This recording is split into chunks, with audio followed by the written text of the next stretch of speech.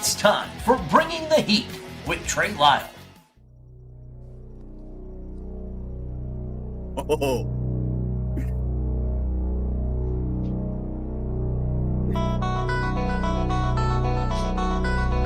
On this episode of Bringing the Heat with Trey Lyle. Starting in his car, he was in the courtroom today. Army captain around the world at CPD. Dalton Hopkins.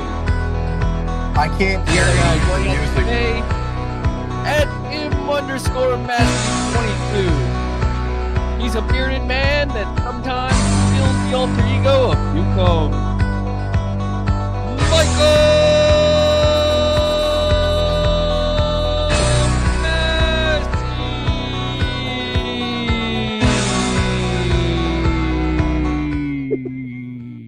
Welcome on in to an episode of Bringing the Heat with Trey Lyle. I am Trey Lyle, and aforementioned, that is Dalton Hopkins, who's currently in his car because he is about to travel home. And of course, Michael Massey joins us here as well. And if you didn't notice, I may or may not, there's been, so Dalton, both you can attest to this, there's been one fan who's basically every time Michael Jordan has walked in the courtroom has been outside the courtroom playing that infamous song. Is that correct? Okay, first off, I did not hear any music just now. So it played. I believe you. I didn't know what was going on because the first 5 seconds, all I heard was Massey go, "Oh," and then it was just silence for 5 seconds, and I'm like, "What is happening right now?" So I'm on the mobile version in case you couldn't tell. This is a very, very, I look like Two-Face from Batman right now, but this is honestly the best I can do considering the circumstances. Sorry, but there was a guy before in the morning playing the music and a guy after. And I'll tell you right now, when he went up to go testify today, I definitely had in my head, when they called him to the stands, I had "From North Carolina" in my head going in my head. That intro was dedicated to Tom, so just want to point that out. Tom, I may or may not have gotten an idea thrown at me today from Tom Bowles about to do something like that. But yeah, Michael Jordan testified today. We were going to get to that, but we do have a limited amount of Dalton's time because he does need to get on an airplane. So we're going to try to ask you, Massey and I will do our best to answer your questions later in the podcast as we get through this, because this was a monumental day, and that's where I want to start out with, Dalton. I've asked you this every time you come on. Let's do the vibe check. It seems like, I don't want to say this was the most pivotal day of the trial, but it definitely seemed like day 5 was the most monumentous day of the trial.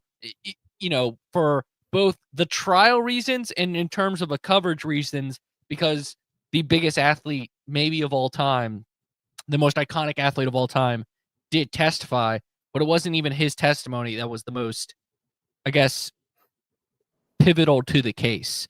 So what was the vibe of today? How do you feel about where the teams versus where NASCAR sits as we head into the weekend? Yeah, obviously, I mean, look, the elephant in the room is Michael Jordan, right? Going up to testify today in court. The much more media there today than there usually is. In fact, I came back from lunch about 20 minutes early just so I could try to find a seat in the courtroom. And by the time I got there, it was already filled. So I had to watch it from the overflow room. I had to watch his testimony from the overflow room. But I digress. Yeah, that on in the media side of things, that was the biggest part of it. Look, Jeff Gluck is going on SportsCenter. If he's not on there right now, I don't really know what time he went on, but he went on at 2:00. Oh, okay. Wow, that was way earlier. Okay, so but Jeff Gluck went on SportsCenter to talk about it. When was the last time NASCAR's been mentioned on ESPN? He's back. Correction. He was back on SportsCenter about in the 6:00 hour as well. So, there you go. Shout out to Doug Rice for that. So yeah, that's a big thing right now. I mean, it's just obviously Michael Jordan's just a big deal. There's way more media there today, more people there. And then as soon as he was done with his testimony, people just I saw like half the room get up and leave because that's all they were there for. So I don't know. But either way, that was a big part of it. There was some other parts that were pretty big today. We went through 4 witnesses today, which is the Good most. job. Good Yeah, job. right. Things are picking up. Finally, the judge did say once again for the jury, like, it did remind everybody we need to keep picking up the pace. We need to go a little bit faster. So, and I feel like that both sides were actually trying to do that. So, but yeah, things are picking up. We had all in all, well, I'm sure you guys will get to that, but we finished up with Steve O'Donnell. Then we had Heather Gibbs, the co-owner of Joe Gibbs Racing, Michael Jordan, and then we're currently on John Marshall, who is the director of the Race Team Alliance. Massey, you've seen it from an outside perspective today. It seems to me, and what we're going to ask Dalton about in a second, the Heather Gibbs testimony based off of people inside the industry, seems to be the most the biggest takeaway from today is Heather Gibbs. Yeah, because it's a different team owner that's not involved in the trial, basically coming up and saying the same things that Denny Hamlin and Bob Jenkins have said in their testimonies. And all of them have used the gun to the head analogy now that Scott Prime put in an email that I'm sure Scott Prime is really regretting putting in an email. But do you think that was kind of the biggest moment was her of her testimony was using that analogy, Dalton? Or what did you think the most powerful part of her on the stand was? The gun to the head part was pretty big, and I like how you pointed out that it's the same thing that Scott Prime said. I'm sorry, I'm getting out of the camera and looking at my notes here, but I think the biggest one, maybe of all day, probably was the moment where she recalled herself and Joe Gibbs talking to Jim France after the deadline was introduced, basically saying, like, please, you can't do this. Saying basically forcing the teams to sign the charter. That was what she was trying to convey, which is what a lot of people have testified. In saying that Jim France replied with, I'm done with the conversation. If I wake up and have 20 charters, I have 20. If I wake up and have 30 charters, I have 30. So it is a continuous testifying continuous theme of Jim France is the reason why this all fell through. I'm seeing that. I'm seeing a constant argument of that from multiple people, and it's not just her that was against France today. A lot of people were saying that France turned things down. Had our meeting. Jim was actually nice.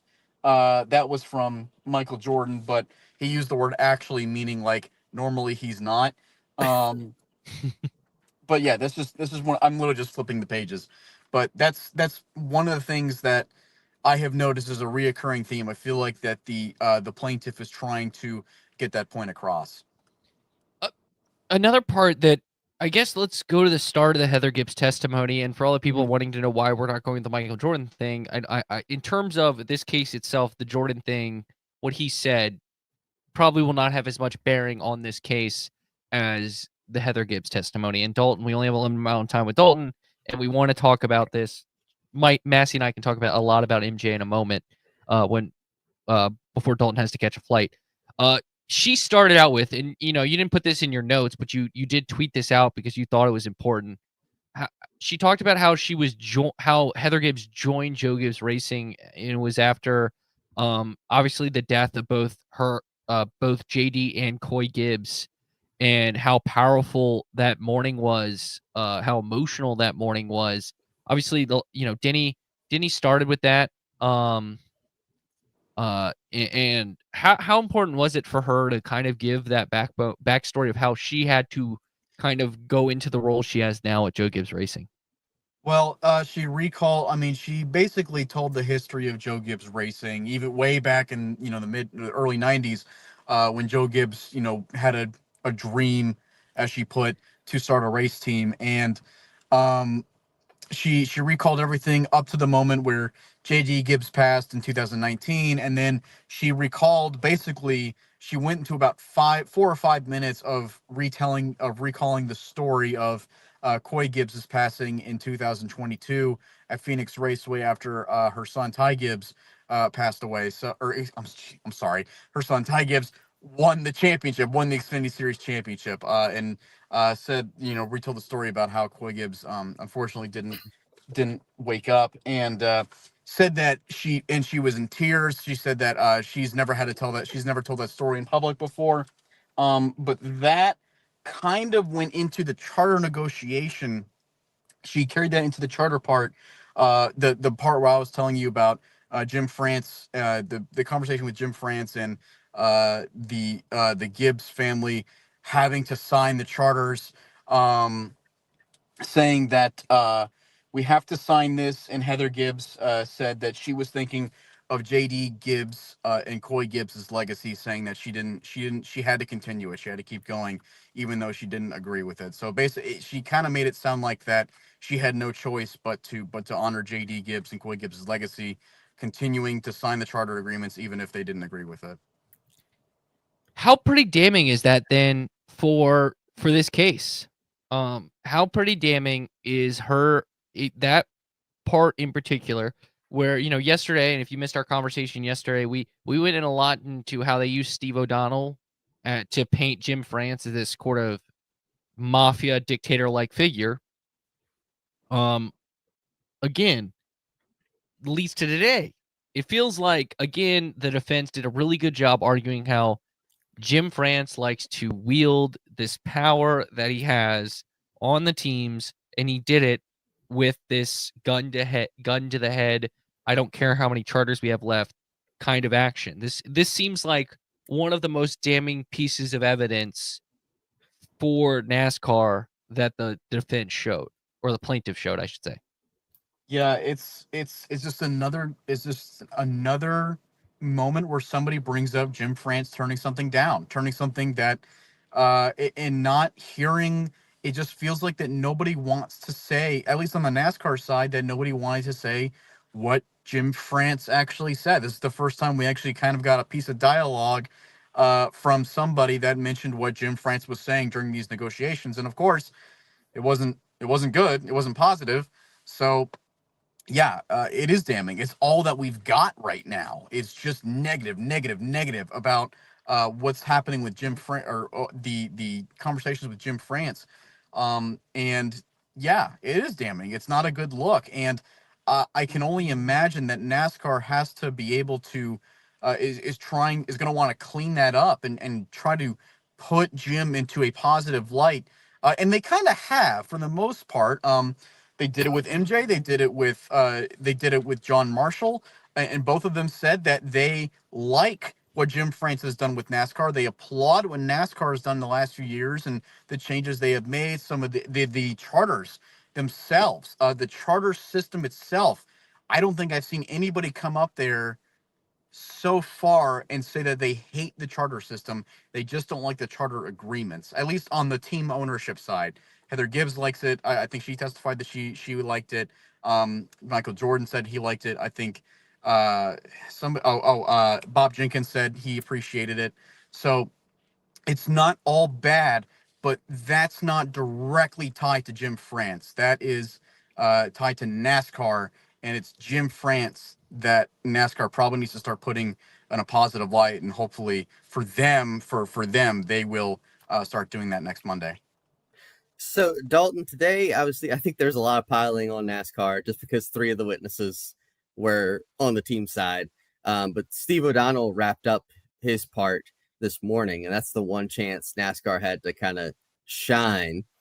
I think he made some good points that stuck, but it looked like a lot of the points he made kind of got poked holes in by Kessler. How did you think that his questioning kind of held up Like, how much do you think it helped NASCAR's case or hurt their case? Well, I will say that O'Donnell did a much better job than Scott Prime overall. It appears. I mean, O'Donnell is very used to being in front of. I said this in yesterday's podcast, but he's very used to being in front of people and talking publicly. So it's not really a surprise to hear that. He did hold his own for a lot of the time, but Kessler, I feel like Jeffrey Kessler is just so good at poking holes in people's testimonies, and he did that with Steve O'Donnell a couple times. One thing off the top of my head, SRX. Steve O'Donnell mentioned in the morning when he was being testified by the defense by NASCAR's lawyers, that there was a letter that they sent to SRX when it first started to Tony Stewart, and basically it was just, hey, what's going on? Like, what are you doing? What's your end game here? Like, what are you trying to do? Kind of like trying to figure out what's going on, like trying to figure out if they're trying to compete with them. And they got a letter back. It wasn't from Tony Stewart, but it was obviously from SRX. And forgive me, I don't remember the name of the person who sent it, but they got a letter back, basically like confirming everything, like saying like, we're not here to compete with you. We're just trying to start a small racing series. Like we're not looking to be in direct competition with NASCAR. And that's why they were able to, and that's why NASCAR kind of looked the other way when it came to it. However, obviously, what we all remember from a couple weeks ago when we made our own little happy hour podcast response was the text messages that came up between Steve O'Donnell, Steve Phelps, and Scott Prime about SRX, in which, of course, that was about Denny Hamlin. It was about, they mentioned Justin Marks, team owners racing in that series. But what Jeffrey Kessler brought up the text messages and said, we have text message evidence that says you were clearly concerned about SRX even after this letter got sent to you. And you were concerned about this. And Steve O'Donnell testified that actually he was concerned about it, specifically after seeing Chase Elliott race in the series. Yeah, I got it right here.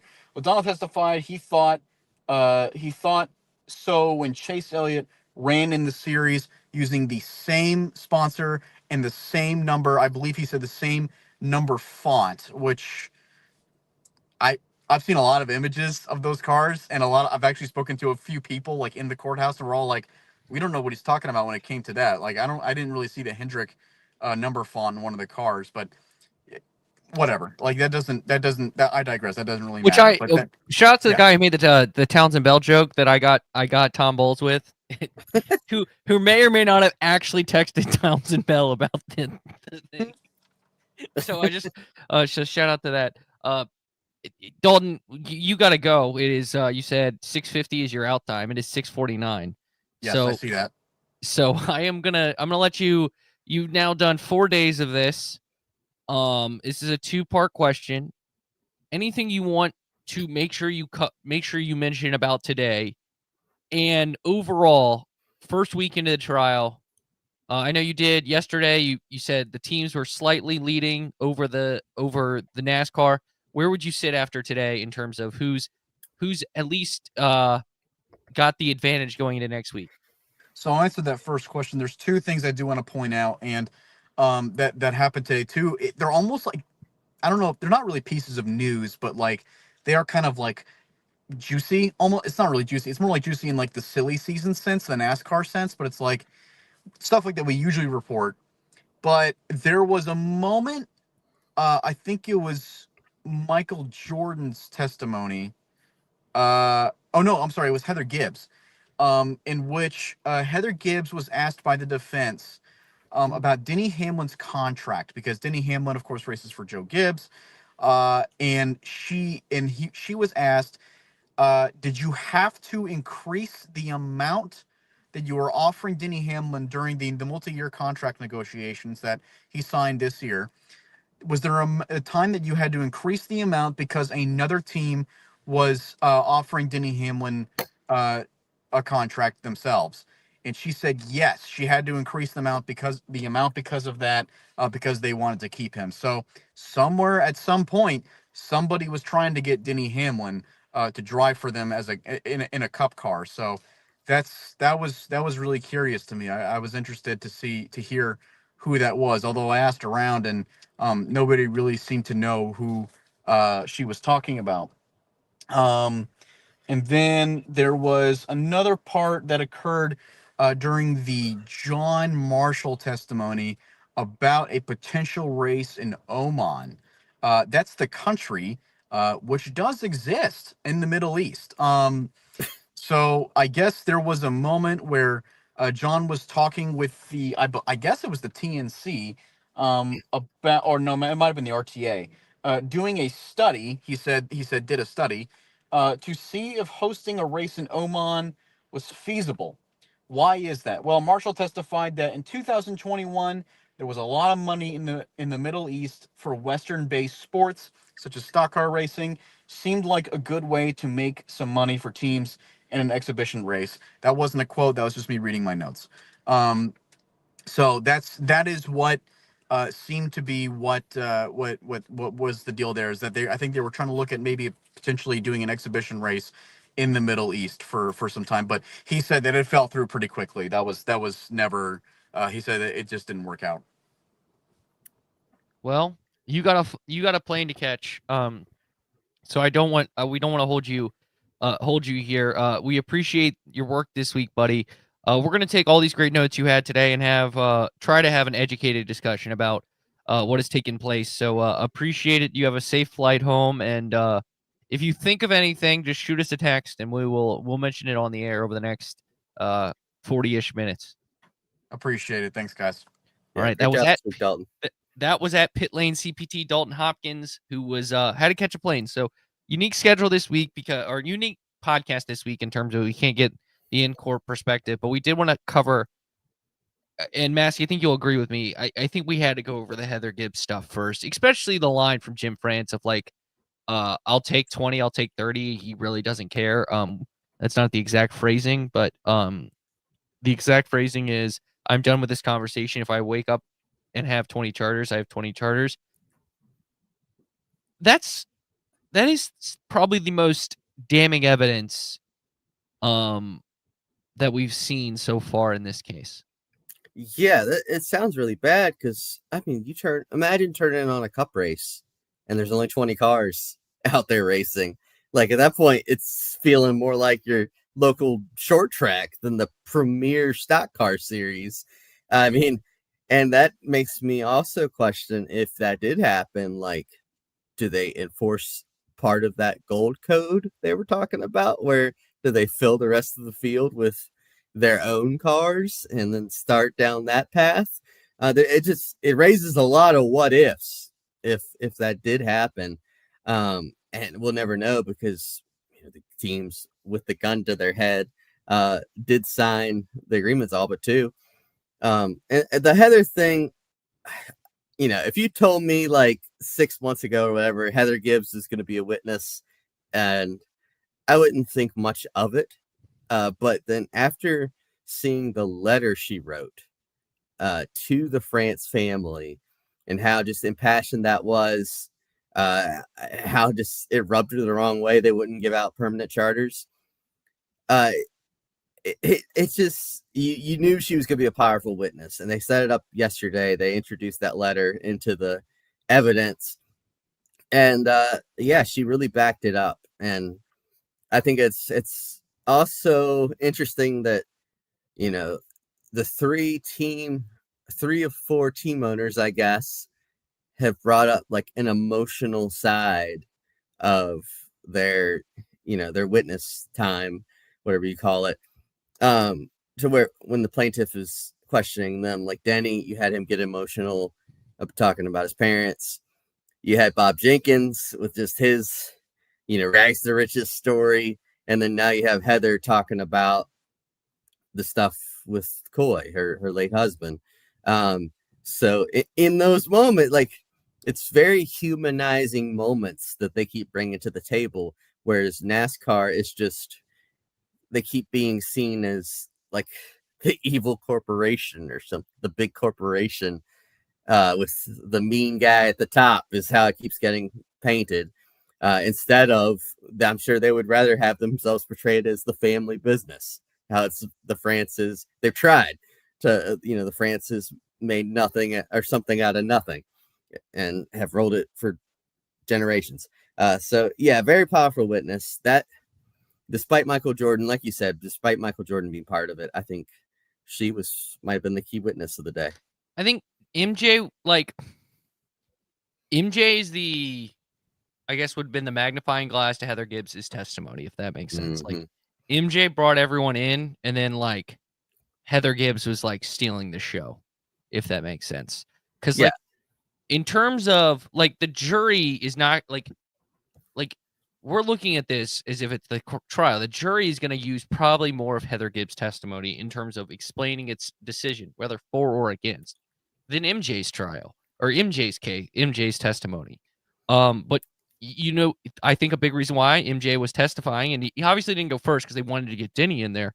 But part of the reason MJ is testifying is because that's what gets you the news coverage you want. And one thing NASCAR is doing is winning, or the teams have done. I think the best thing the teams have done is they have won the court of public opinion. Mm.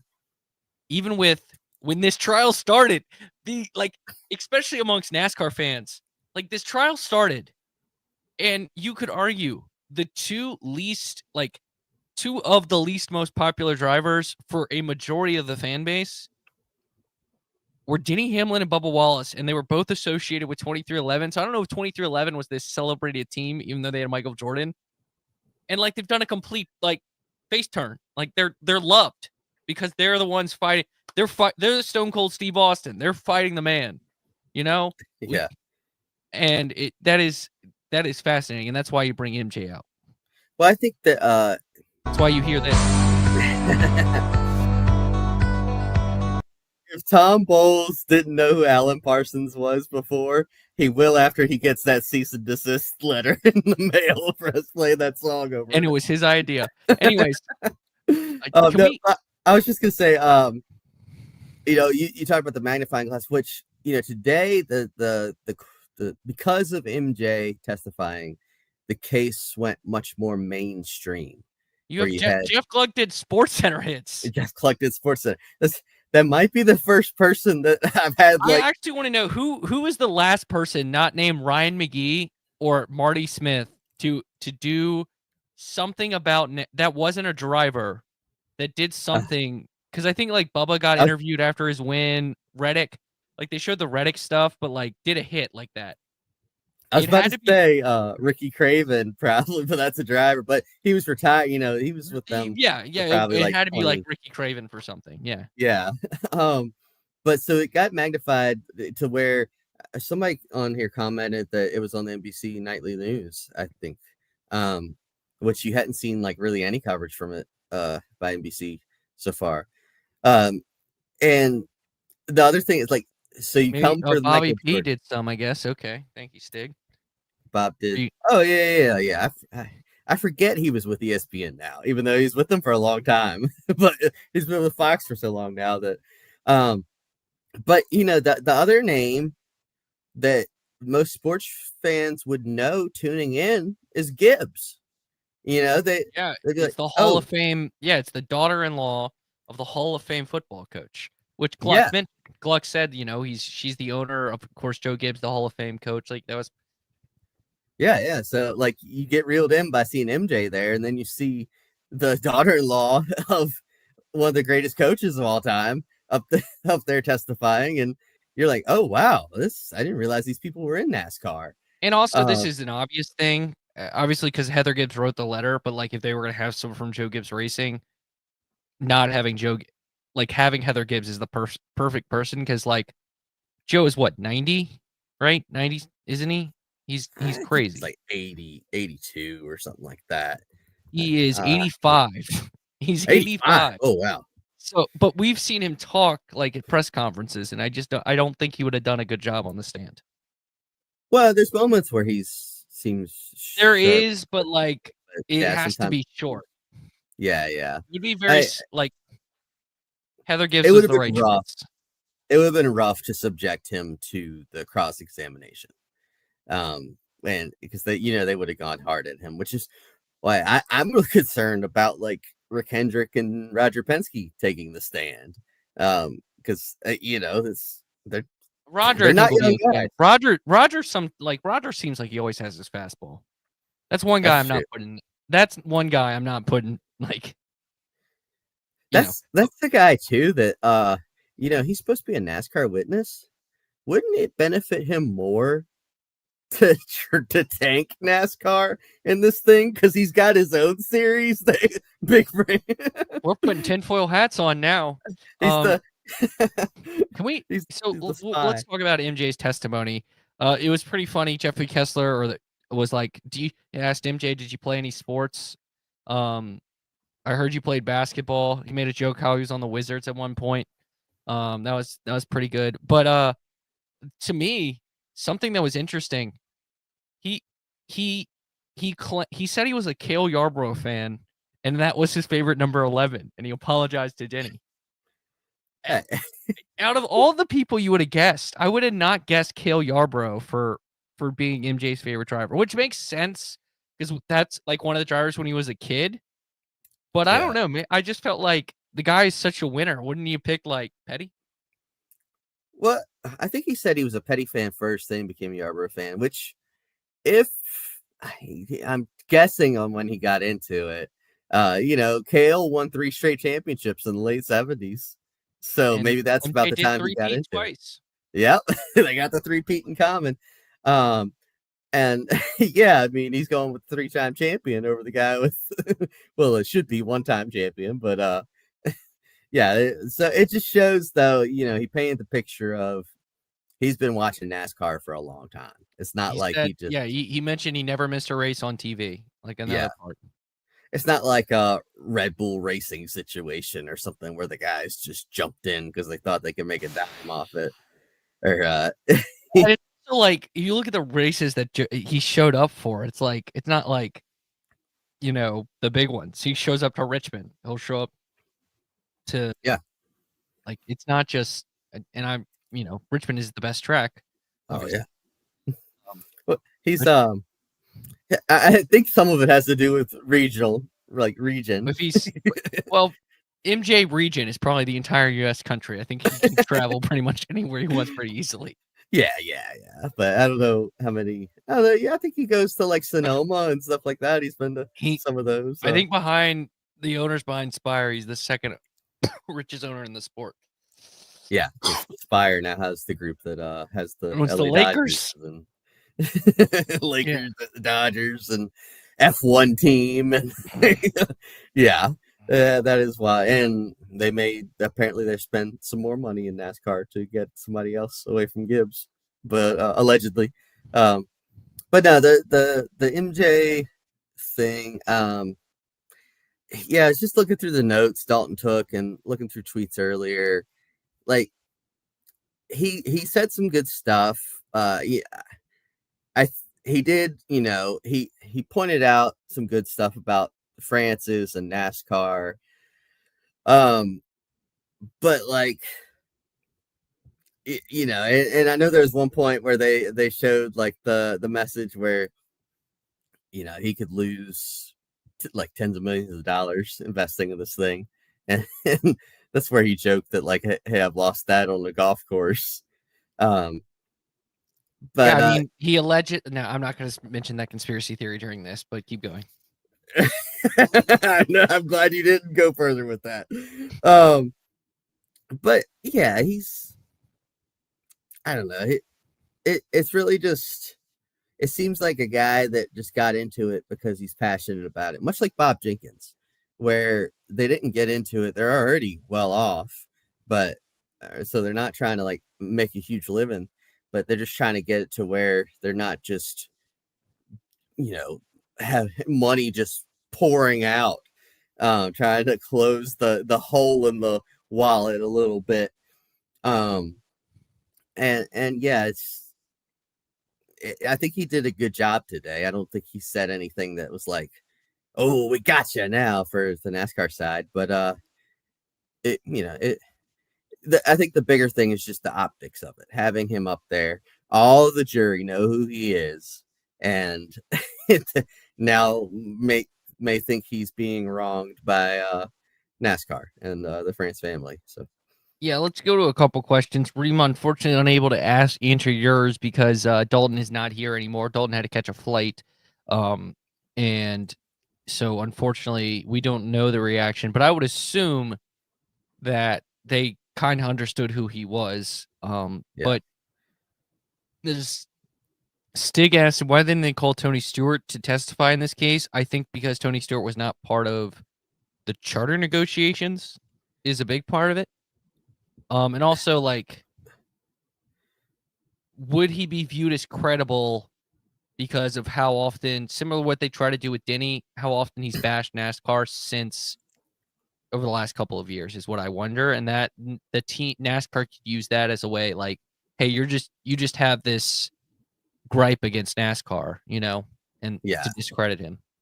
Yeah, and they would bring up all the ways he's benefited from NASCAR as well, and being a 3-time champion, and how he owns, he owned a team, he sold the team, won championship with the team. They made a lot of money selling the team.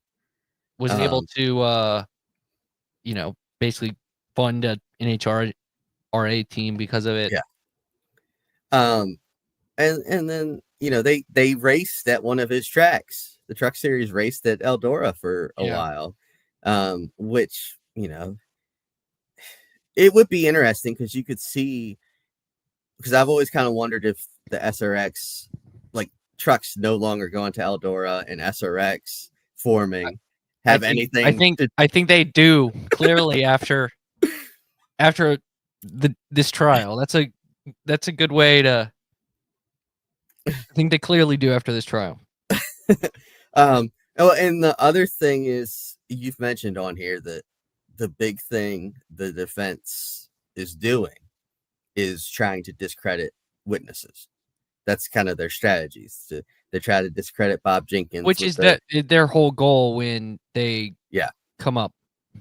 So Tony Stewart, I hate to bring it up, but there's an incident that happened over a decade ago that the judge would probably tell them not to bring it up, but they will. But they would, because we've seen them. There's also an incident that is in the past for Rick Hendrick that the plaintiffs can bring up when NASCAR calls him, which may actually be able to be put in the court record. I'm not exactly sure because he got pardoned, but it may or may not be brought up. So just want to point that out. Plus,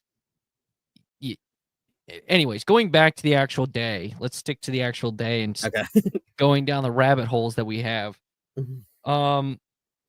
I give Bitterman credit trying to relate. He mentioned how he was a Knicks fan and MJ it was like a lot of heartbreak over the years.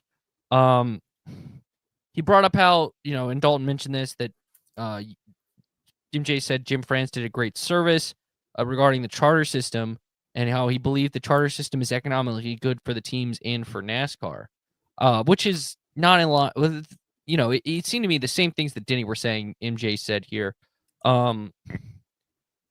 He wants to, but ultimately the big thing is Jordan's talking about he wants to improve the sport and improve the relationship with drivers and teams.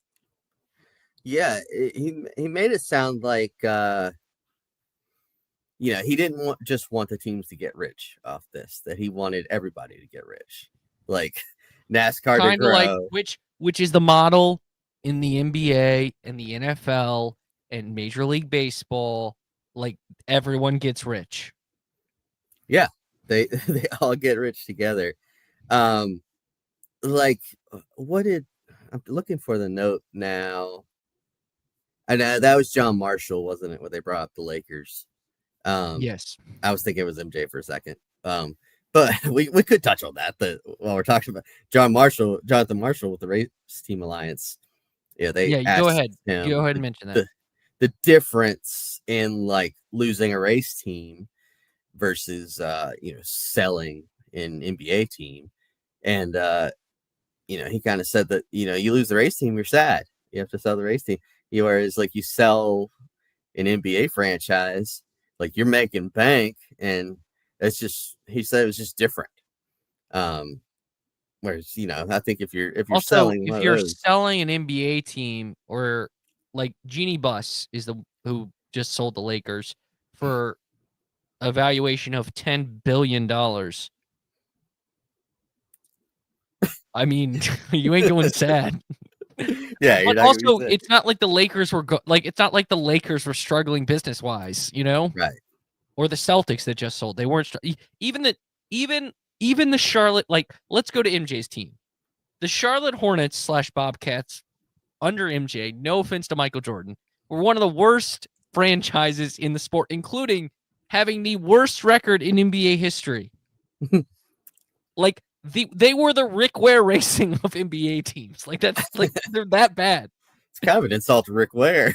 He might be, because Rick Ware can actually, like, I'm just saying, like, they made a couple playoffs. Like, I'm just saying, MJ was not, like, for anyone who wants to talk about LeBron, the GM, I could point out MJ was a worse GM. Anyways. Yeah. At one point on the stand, he sold the Hornets. He made, like, he could still be owning the Hornets right now and not lose money. That's like, you could, whereas in NASCAR, you can be the worst thing and be broke and forced to sell your charter, and you basically break even. Yeah. Like, you don't make money. That's the difference. Because that's the thing. You have to pay all this money to get in, and then each year you're breaking even or even losing money. So then when you do sell it, okay, you might get more because the charter values are rising, but it's not like you got rich while you're sitting there owning the team. It's almost like owning a house. You could buy an NFL or NBA team, go into a coma for 20 years, and wake up significantly richer. Very true. Could you do that in NASCAR? Yeah. Steak brought up a good point about MJ's testimony. He's never going to be bullied or intimidated like a lot of owners were. Probably another reason why he did not, like, he put it, you talk about Jordan putting a gun to his head, like that whole phrasing. So it's definitely it was definitely, I think, the most pivotal day in the trial, Massey. I really do. I think with the Heather Gibbs testimony and how emotional it was, which I forget her name, the lawyer that has been going on Gluck and beyond the teardown. Is it Shannon McMenemy? Shannon McMinn? Yeah, she mentioned pre-trial. She kind of called this. She said she thinks the most important testimony will be Heather Gibbs, and it appears to be true. And short and sweet. Credit to them. They was short, but I just think the defense has done a really good job of painting Jim France in this light. As I'm sitting with someone who may or may not have questioned the leadership of Jim France and gotten NASCAR's power wielded onto him. It seems to me that if it's a lot easier to paint one person as the villain, especially when they're going to testify. And it seems to me the defense has done the best job they've done in order to establish, which is the key here, the NASCAR power structure over the teams and using their power to hurt the teams. Is this one guy is not listening to his two lieutenants. I called him his two capos, the two Steves, in terms of we need a better deal with the teams. He just wants what's best tonight, best for him. And I think they're doing a really good job with it. Well, it's like the text messages and emails and stuff made it like they served that up to Kessler on a silver platter. F the teams. Yeah, where you see. Which, okay, side note, I know we're going to talk about this, but Michael Jordan is part of an F them kids meme. Have you seen the Michael Jordan meme where it goes F them kids? Yeah. Yeah, that is it bad that that's what I thought about when I saw the teams thing. Oh yeah. But in these messages, you've got Scott Prime, Steve O'Donnell, like complaining about Jim France, about how they went to Jim with these ideas and he just shot him down. And, it's not like Prime said in one of his messages, when he says the board, he means Jim. So whenever they're saying again, they went to the board about something. It's Jim like, making the decision. It's like the mafia. I think, is NASCAR secretly the mafia? Yeah. Because you got to go to the whatever it was called to get the hit out. So the Dawn. Yeah. So the boss. Anyways, let's go into the final part of any thoughts on the end of Steve O'Donnell? I think Steve did a fine job. You definitely, Dalton mentioned this yesterday. Like, Steve is used to speaking in front of people, unlike Scott Prime, and it felt like obviously O'Donnell, did a decent job. One thing here is, we talked about explaining the Cars Tour. They didn't do it yesterday. Kessler did ask Steve O'Donnell if the Cars Tour was a premier stock car series. O'Donnell responded by saying it's a touring series, which the judge said, which is not a premier stock racing series, and O'Donnell agreed. It's a couple of things where he brought up and like holes just got shot through them, like with the Cars Tour, like with the teams racing without a charter. He brought up Gaunt Brothers and JTG both ran full seasons without a charter, and then Kessler was like, well, where's Gaunt Brothers now? And then JTG, what do they have now? It's not even JTG anymore, it's Hayek, but they have a charter. So they were a 2-car team at the time. They only have 1 car because the car without a charter doesn't exist anymore. He also agreed. I was going to mention he also agreed that permanent charters would be worth more. Yeah. So again, you're just serving it up to the silver platter of these teams. And then I think one important note that won't pay off today, but it will in the future, was at the end. He asked O'Donnell, Kessler asked O'Donnell about the respect for the teams, how they respected the teams and stuff. And the thing that I've seen where that might get brought up again, and Shannon McEnemy pointed out on Twitter as well, is that he can ask that again to Phelps, and he can ask that to, I believe, our next witness, Richard Childress. And that's the whole point. You're trying to make those Childress things evidence, the messages to children. Right now, you can't use it, but if I think Kessler's trying to look for a loophole to get those messages in as evidence, to where he called him a stupid redneck and said he needs to be flogged and all that. That's Monday. If Childress takes a stand, that'll be another one of those much anticipated moments, because Monday they're not working the weekend, but yeah, right. It, before the recess, Monday. Kessler asked if anyone NASCAR leadership had any kind of respect. The defense objected, and it was sustained. So meaning, basically, he didn't let it in.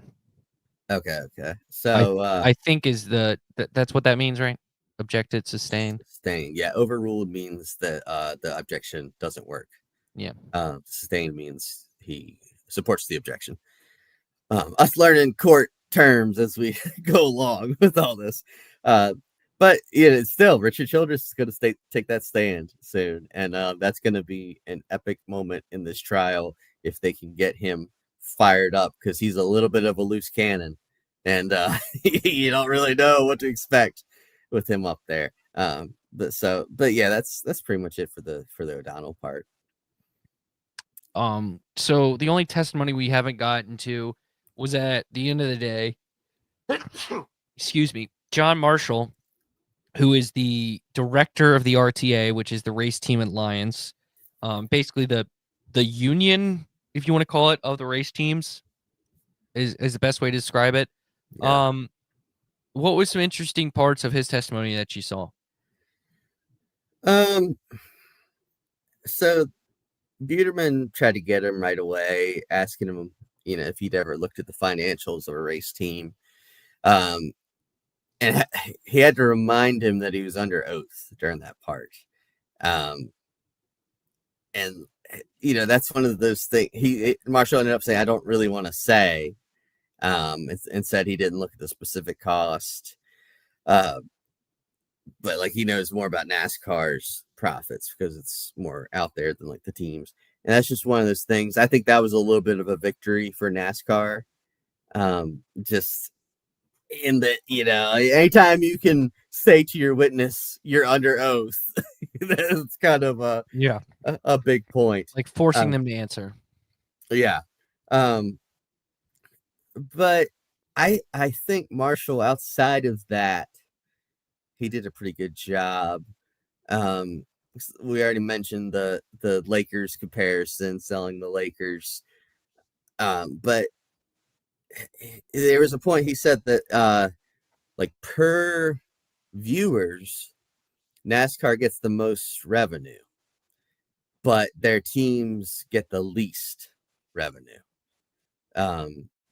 So yeah, that's like, it's scaled. Like the NFL gets the most revenue, but there's a lot of people watching. NASCAR doesn't have near as many people watching, but it gets a lot of revenue for how many are watching.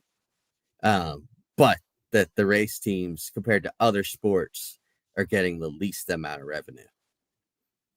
So it's kind of one of those things you really got to follow along what he's saying. But these are smarter people than we are. But yeah, that I thought that was a good point that kind of helps with their case to show that like NASCAR is probably making more than they should off the TV deal, but they're still not, the teams aren't also making more than they should, if that makes sense.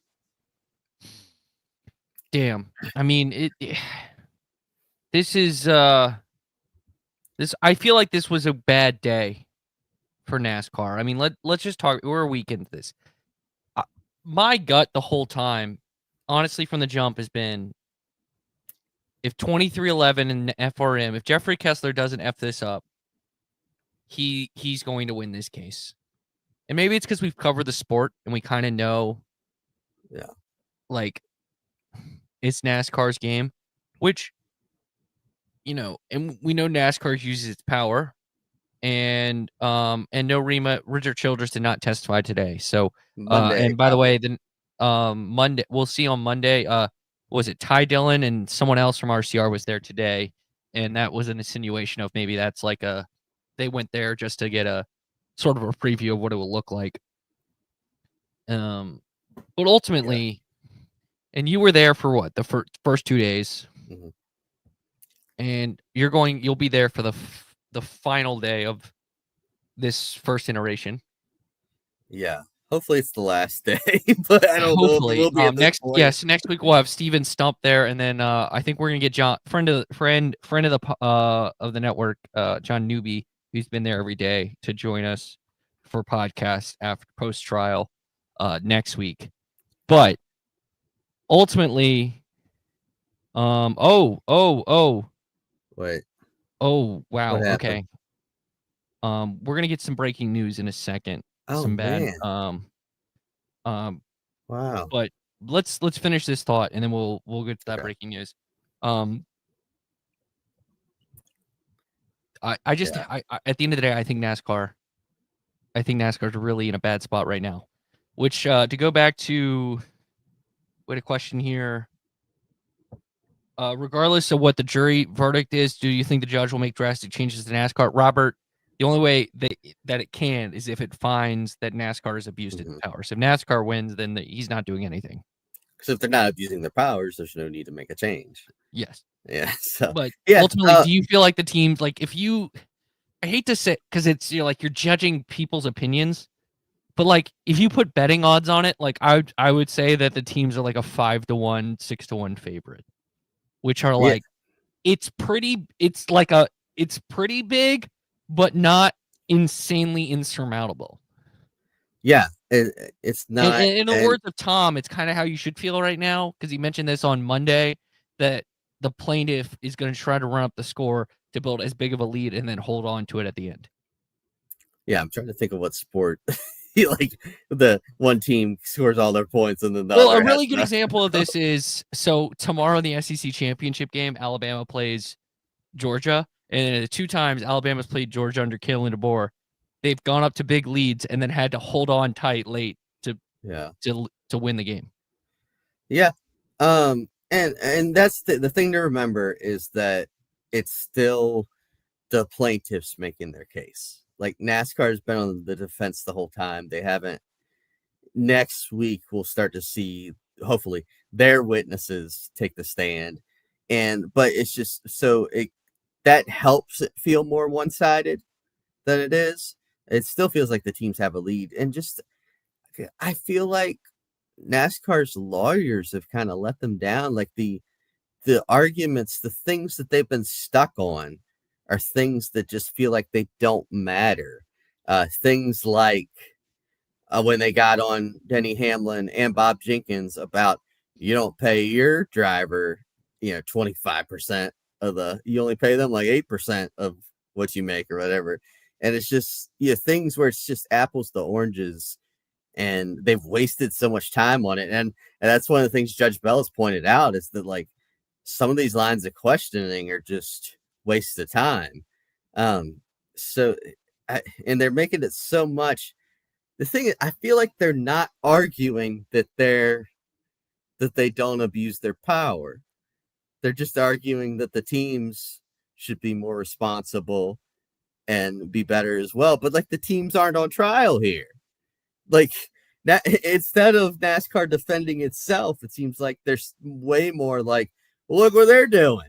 Look what they're doing. And is that a good defense? I don't think so. Yeah, it's just been rough to see. All right. We're gonna end with this unfortunately tragic news that's just coming to our airwaves, our feeds. Junior Motorsports did tweet this out. It appears that longtime Xfinity Series driver and former Cup Series driver Michael Annett has passed away. JR Motorsports or Junior Motorsports in their statement said, "Our thoughts and prayers are with the entire Annett family with the passing of our friend Michael Annett. Michael was a key member of JRM for 2017 until he retired in 2021 and was an important part in turning us into the four-car organization we remain today. Obviously, that infamous race he won at Daytona, you could look back on. This just sucks, Messi. I think it's tragic to see. It kind of humbles you a little bit. Like it puts you in your place where you definitely see, there's actually real life going on, not just this trial. And it's very tragic to see. So rest in peace, Michael Annett, 39 years old. Yeah, that's so young to yeah. And I know he wasn't in NASCAR the last couple years. But he would still show up from time to time. I remember people talking about because his longtime sponsor was Pilot Flying J, and then after he retired, they started sponsoring Sammy Smith, and so he'd still pop up from time to time with that team. I remember people saying that like he showed up with long hair and a beard when he always had like a buzz cut his whole driving career. And I was at that Daytona race he won. It was Elliott Sadler who just retired, and he got in that one car, and it was I think a lot of people thought he wouldn't do as well as Elliott, and then he went out and won Daytona right away, and that was a big moment for him. Will probably be the most memorable moment of his career. But yeah, it's just a guy that seemed like a good guy, nice guy to talk to and stuff, and it's really sad. That's kind of distracted me the second half of this podcast, seeing that news. But yeah, thoughts and prayers to his family, and yeah, too bad to see. Just a bad note to end on. Honestly, we didn't know how long we were going to go. We were going to go longer, but I think at this point, I really don't have anything. I think we got everything as best we could. We had to go as quick as possible, so we went fast with Dalton. Just reminder to tell your friends and family you love them today, and hope everyone has a good weekend. We'll be back Monday, 7 p.m. to talk about this again. And Massey, you have a good weekend too, buddy. You too. And I want to say I love you, bud. Love you too, buddy. All right. For Michael Massey, thank you so much to Dalton Hopkins, who's in an aeroplane right now. And for me at Trey Lyle VT, signing off for now on a day where Michael Jordan did testify.